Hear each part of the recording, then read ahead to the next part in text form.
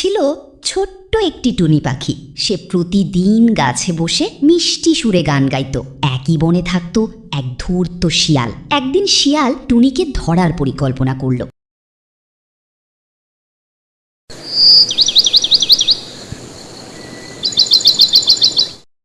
এই তো টুনিকে দেখা যাচ্ছে গাছের ডালে বসে গান গাইছে। দেখি গিয়ে কোনো ফোন দিয়ে এটে ধরতে পারি কিনা। যদি একবার ধরতে পারি তাহলে জম্বেশ করে খাওয়া যাবে। অনেক দিন হলো টুনির মাংস খাই না। টুনি টুনি, তোমাকেই তো আমি খুঁজছি।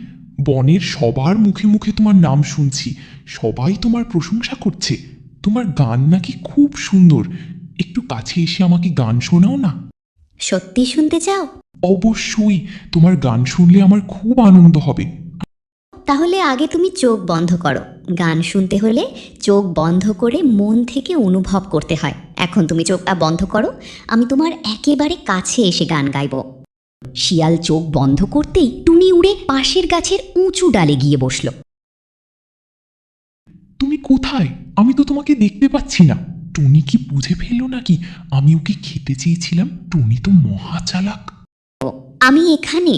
আমাকে ধরতে চাইলে শুধু ধূর্ত হলেই হবে না, বুদ্ধিও থাকতে হবে।